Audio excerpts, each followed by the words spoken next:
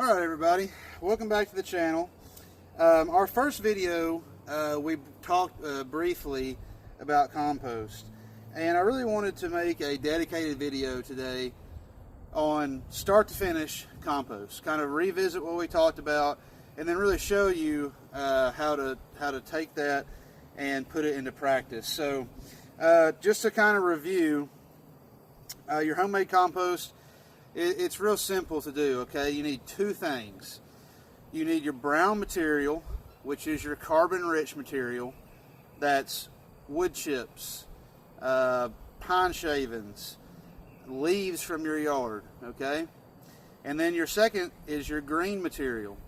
Your green material is your nitrogen-rich material.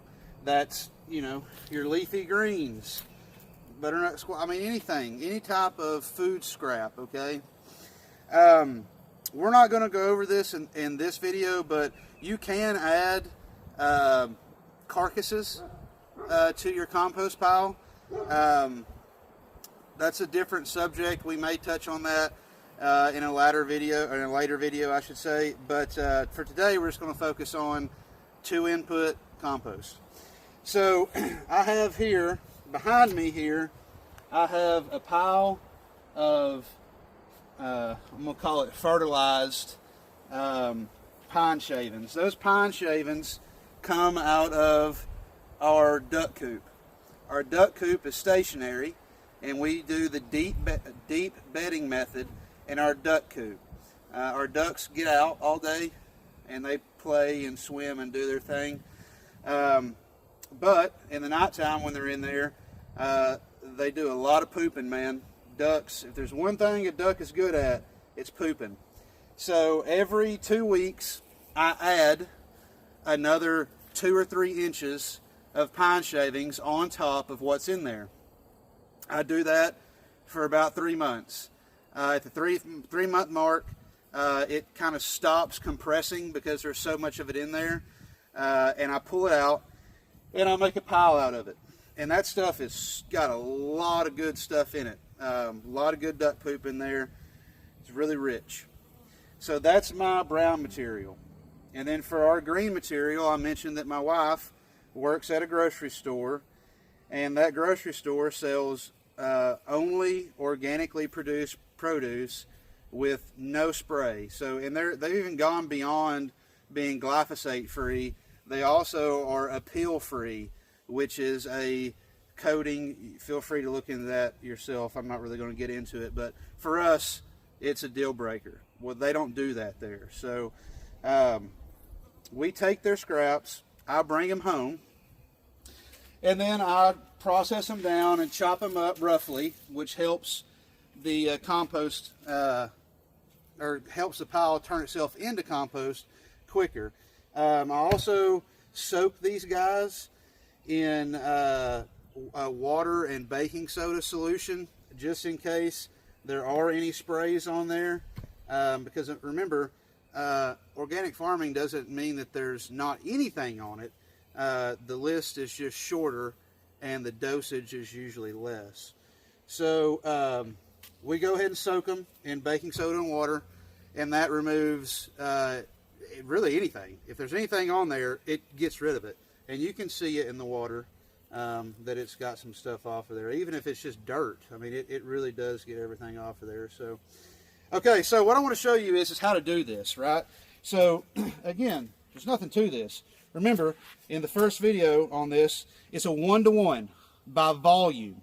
So, I'm going to take 1 scoop with my pitchfork here of my brown material, and I'm going to throw it down here in front of our existing compost pile. I don't want to start a new pile today. I'm just doing this to show you how to start your own.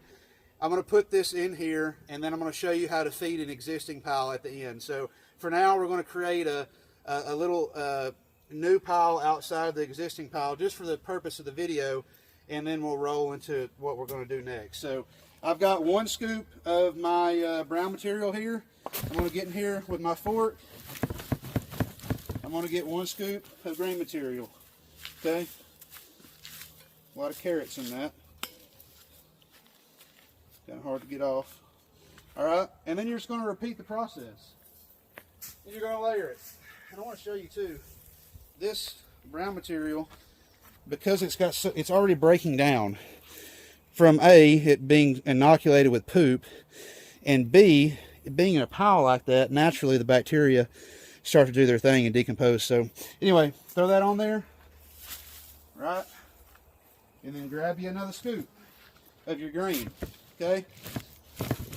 And you're just going to do that until you're out of material.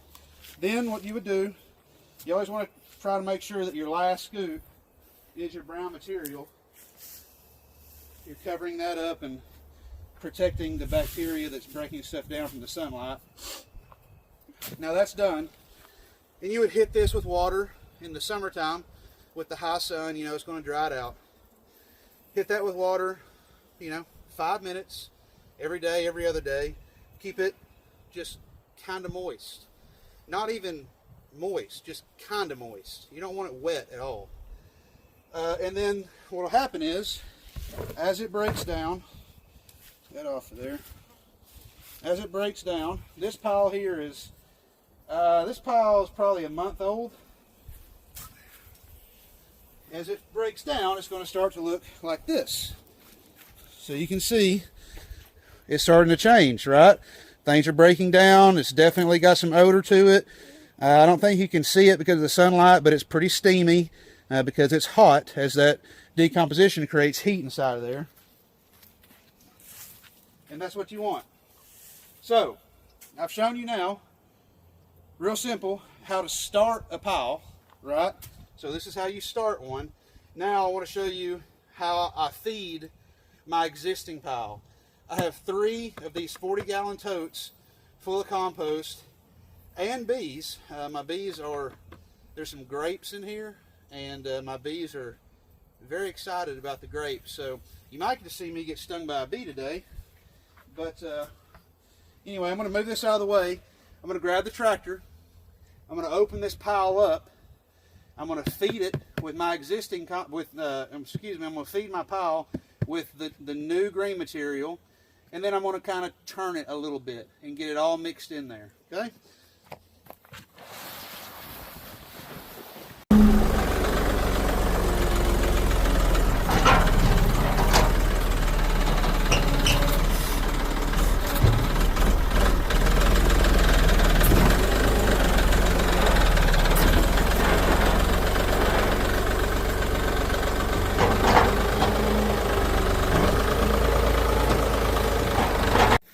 Okay, so what I've done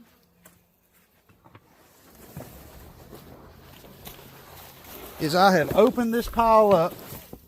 Now I'm going to take my tote of green material.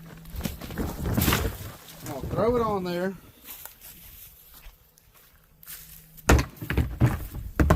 Fish it out. Take it. You try to distribute it a little bit. It just makes it easier when you go to put everything back together here in a minute. And I've got 2 more of those.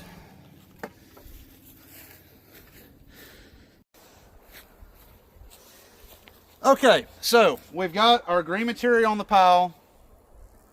Pile is fed. You can see all my bees in here, man. They really like these little strawberries, all the sweet stuff in there. So now I'm going to take the tractor and I'm going to close this back up, and I'm going to try to mix it a little bit. If you were doing this on a smaller scale, it's a lot easier to mix it. You just take your pitchfork and turn it over, right? But that would take all day in this case. So I'm going to do the best I can with the bucket of the tractor, but I know that because of the worms that are in here, they're going to mix this and rotate this better than I ever could. And again, as mentioned previously, when we started homesteading here, for whatever reason, there really wasn't a big worm population in our soil, a native worm population. So we bought from Uncle Jim's worm farm down in Florida. We bought a bunch of composting worms and a bunch of night crawlers. And we started them in our pile years ago now, this is 3 or 4 years ago. and they've reproduced multiple times. So I have worms that stay here whether there's a active pile going or not. So when I start building a pile here, they just come back to it and start feeding on it and rotating it. So there's probably hundreds of worms in here, and they will break down this green material and also create what are called worm castings, which is just worm poop. Very, very rich, very good for your garden in any respect. That's with your cut flowers, with your vegetables, with your fruit trees, anything. The worm castings are great. So anyway, I'm going to get this mixed back up and shut her up, and then I'll show you what it looks like when you're done. But you can see here again, you know, we're getting somewhere with this pile. See this dark color here? It's real moist. There's really no more green material in here from the last time I fed it, which would have been 5 days ago. So it's really turning that over quickly. That's what you want.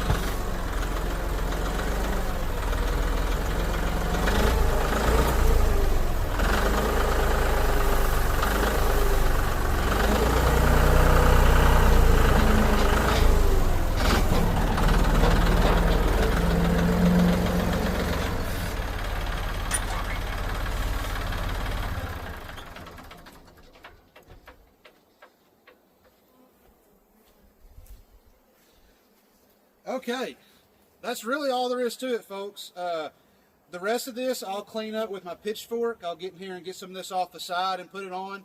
But, you know, you want to try to really make it a pile, you know, get it as compact as possible. That just localizes everything and helps retain that heat and moisture and allows your worms to really do their work. But that's it. So now this will sit like this for another week until we get more green material. It's getting warm and the sun's pretty high for most of the day, so I'm going to continue to hit this with the water every other day. Right now I hit it for about 10 minutes just to keep it moist with the sprinkler, and that's it.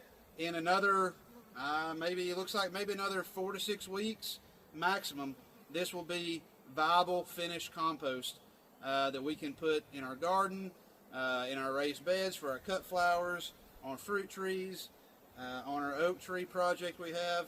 Anything that calls for compost, this homemade compost will be useful for that, and it saves you a tremendous amount of money as to buying bad compost. Thank you for watching. I appreciate you as always. We'll see you in the next one.